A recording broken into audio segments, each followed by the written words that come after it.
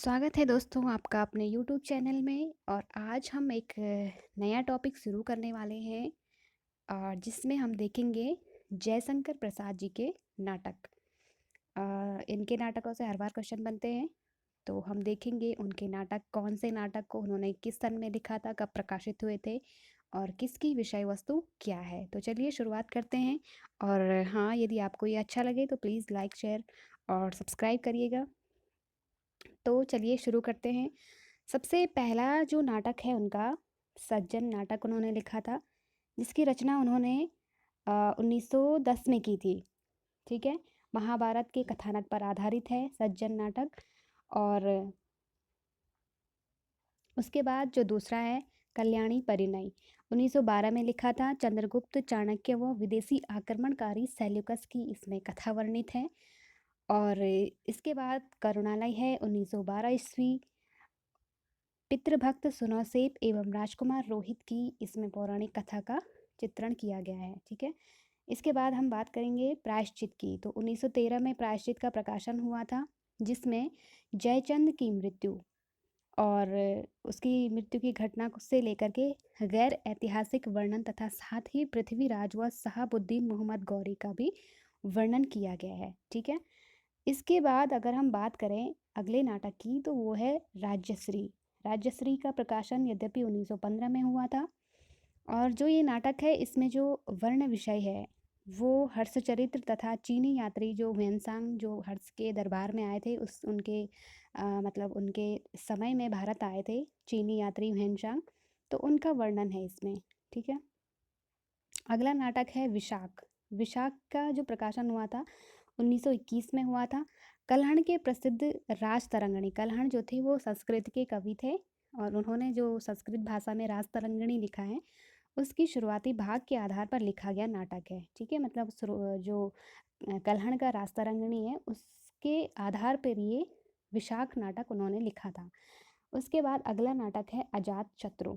अजात शत्रु जो प्राचीन जनपद काल के जो 4 जनपद, हमारे 16 जनपद हुए हैं, उनमें से जो मुख्य 4 जनपद थे, मगध हो गया, काशी, कौशाम्बी और कौशल, ये 4 जनपद हैं। इनको आधार बनाकर लिखा गया नाटक था, जिसमें मगध के चारों राज्य जो थे, वो ये चारों राज्य मगध, काशी, कौशाम्बी और कौशल, ये चारों इसके केंद्र में हैं अजातशत्रु के।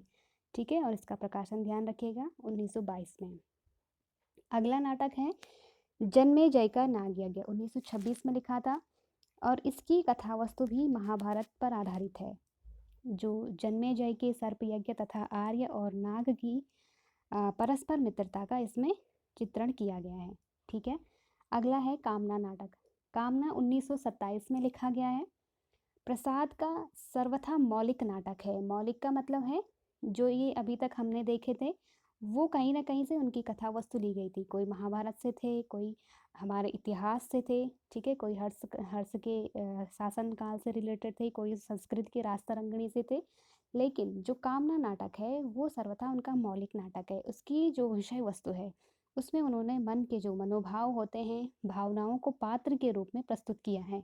जो मनोभाव होते हैं जैसे घृणा, प्रेम, ये सारे, तो उनको उन्होंने पात्र के रूप में इसमें वर्णित किया है। ठीक है, तो ध्यान रखिएगा प्रसाद जी का मौलिक नाटक जो अगर पूछा जाए कभी, तो ध्यान रखिएगा कामना उनका मौलिक नाटक है, 1927 में प्रकाशन जिसका हुआ था। अगले नाटक की अगर हम बात करें तो स्कंदगुप्त है, सबसे ज़्यादा इम्पोर्टेंट जो अब मैं आपको बताने जा रही हूँ, वो सबसे ज़्यादा पूछे जाने वाले, अब तक के जो सब सारे एग्ज़ाम्स हुए हैं उनमें जो सबसे ज़्यादा पूछे गए हैं वो यही नाटक है। ठीक है, जैसे स्कंदगुप्त 1928 में इसका प्रकाशन हुआ था। भारत व यूरोपीय नाटकों का इसमें समन्वय किया गया है। जो भारतीय नाटक लिखे गए हैं और जो यूरोपियन नाटक हैं, उनका समन्वय इसमें देखने को मिलता है। और इसमें कुमारगुप्त के विलासी साम्राज्य के जो आंतरिक स्थिति है, कुमारगुप्त जो थे, ठीक है, उनका विलासी जीवन इसमें दिखाया गया है। अगला है एक घूंट, और इसका आप प्रकाशन ध्यान रखिए 1930 में। यद्यपि एक घूंट जो है वो हिंदी की पहली एकांकी मानी जाती है, क्योंकि एक अंक का नाटक है ये। ठीक है, तो ये पहला एकांकी है एक घूंट, इनका सबसे पहले जो लिखा था, प्रसाद जी ने लिखा था, हिंदी का पहला एकांकी। तो नाटक का ही एक भाग होता है एकांकी, इसलिए इसको नाटक की श्रेणी में रखा गया है, ठीक है। लेकिन अगर पूछा जाए तो हिंदी का पहला एकांकी कौन सा है, तो एक घूंट आप करेंगे। 1930 में इसका प्रकाशन हुआ था और इसमें आनंदवादी दर्शन, प्रसाद जी का दर्शन जो है आनंदवादी दर्शन, इसका व्यवहारिक रूप देखने को मिलता है, ठीक है। अगला है चंद्रगुप्त। चंद्रगुप्त का प्रकाशन 1931 में हुआ था, बहुत इम्पोर्टेंट है। और ये इसमें चंद्रगुप्त और चाणक्य तथा अत्याचारी नंद और उसका विदेशी यूनानियों से जो संघर्ष था, उसका जो संघर्ष था, यूनानियों का से संघर्ष था, उसका चित्रण किया गया है, ठीक है। तो ये भी आप ध्यान रखिएगा। और जो लास्ट है उनका ध्रुव स्वामिनी। ध्रुव स्वामिनी का प्रकाशन 1933 में हुआ था। गुप्त वंश की स्त्री पुनर्विवाह, देखो उस समय जो स्त्री पुनर्विवाह की जो प्रथा थी वो बहुत प्रचलित नहीं थी, लेकिन इसमें पुनर्विवाह की कथा और ऐतिहासिक घटना का आधार बनाया गया है, ठीक है। और ये जो नाटक है ये उनके नायिका प्रधान नाटक है, ठीक है। ध्रुव स्वामिनी इस नाटक की पात्र है, मुख्य नायिका है इस जो ये नाटक है, ठीक है। और उसी के जीवन पर लिखा गया ये नाटक है। इसमें 3 अंक हैं और ये उनका सबसे सफल नाटक माना जाता है, ध्रुव स्वामिनी। इसके अतिरिक्त जो स्कंदगुप्त है वो 5 अंकों का है, चंद्रगुप्त में 4 अंक हैं और ध्रुव स्वामिनी कभी कभी इनके अंक आपसे पूछ लिए जाएंगे, तो ये आप ध्यान रखिएगा, ठीक है। तो ये थे प्रसाद जी के जो सबसे इम्पोर्टेंट नाटक हैं। और यद्यपि आपने देखा होगा इनमें ये अधिकतर नाटक जो है वो इतिहास प्रधान है। प्रसाद जी ने इतिहास को आधार मान करके नाटकों की रचना की है। तो उम्मीद करती हूँ आपको ये पसंद आया होगा सेशन, और यदि पसंद आए तो प्लीज़ एक लाइक करिएगा, शेयर करिएगा और कमेंट करिएगा कि कैसा लगा। मिलते हैं नेक्स्ट वीडियो में।